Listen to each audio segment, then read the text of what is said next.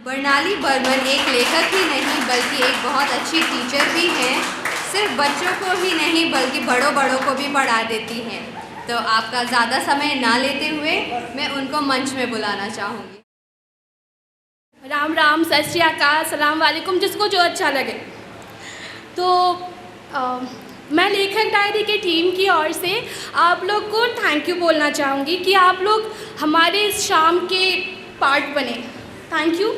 मैं आप लोग के सामने अपनी फेवरेट कवित्री को, पोएट्स को एक ट्रिब्यूट देना चाहूँगी। तो उनका नाम है अमृता प्रीतम जी। वो क्या है यार, वो बवाल है, कमाल है, इतना अच्छा लिखती है ना कि। और मेरा एक आदत है कि जब मैं सैड हो जाती हूँ ना तो मैं कोई कविता पढ़ लेती हूँ या सुन लेती हूँ। तो ऐसा ही है, जब मैं उनकी कविताएं पढ़ती हूँ ना तो फिर मुझे लगता है कि वो मुझे लिखती है।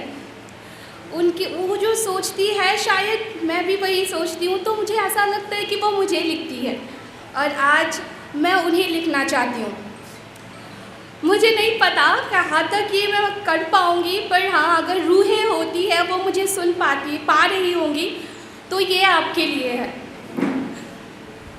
ये कविता उन्हीं के पोएम से इंस्पायर्ड है, मैं तनु फिर मिलांगी। तो मेरी कविता कुछ इस तरह है।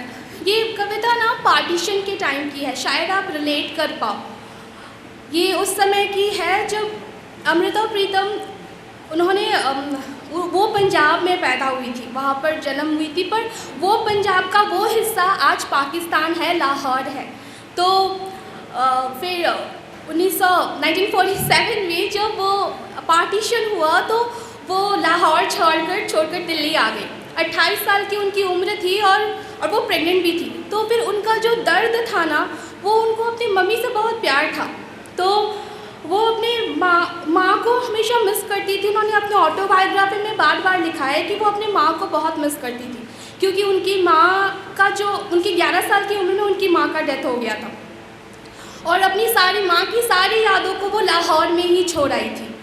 तो वो जब वहाँ लाहौर से वो दिल्ली आई थी, उस वक्त उनके दिमाग में जो हुआ होगा, शायद ये हुआ होगा।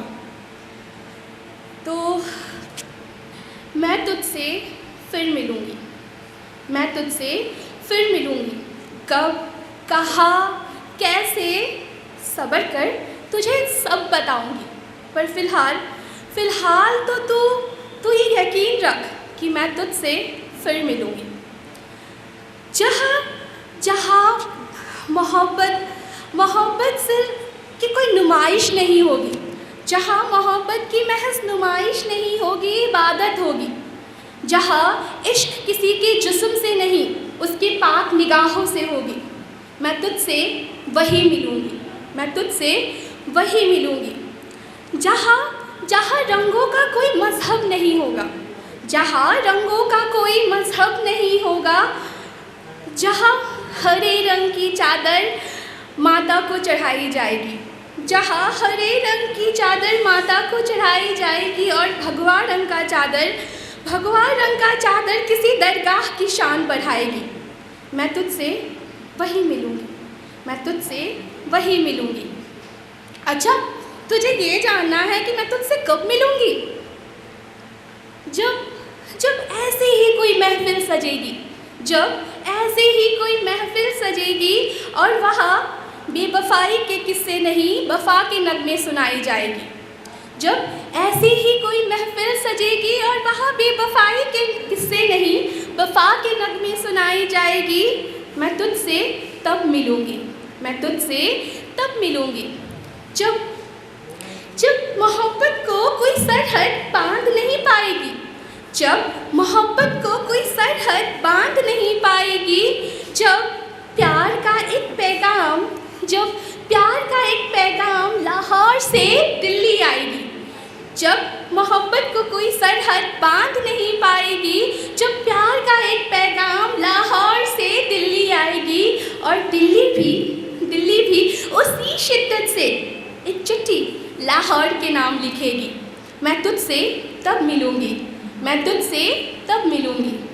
अच्छा, तो तुझे अब ये जानना है कि मैं तुझसे कहाँ मिलूँगी, कैसे मिलूँगी? अच्छा, तो सुनो। जब किसी अंधेरी रात में सुनसान सड़क पर रौंदी हुई छिली हुई जिस्म से चीखें नहीं आएगी। जब किसी अंधेरी रात में सुनसान सड़क पर रौंदी हुई छिली हुई जिस्म से कोई चीख नहीं आएगी। जब गुजरती रेलों की खूनी खिड़कियों पर लटकती लाशों से कोई बिलखती आवाज़ नहीं आएगी। जब हर किसी की रूह एक मीठी सी एक धुन गुनगुनाएगी। ज़रा गौर से सुनना उस धुन को। मैं तुझे वही मिलूँगी।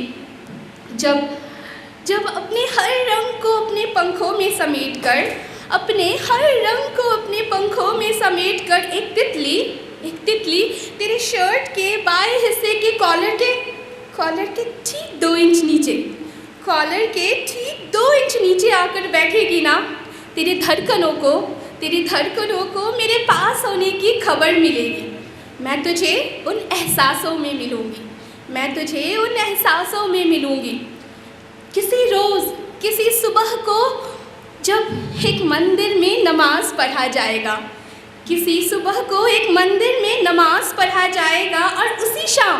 और उसी शाम पासी के मस्जिद में आरती के शब्द गूंजेगी। मैं तुझे उसी रोज़ उन दुआओं में मिलूँगी। मुझे ये तो नहीं पता कि ये सब किस तरह मुमकिन हो पाएगा,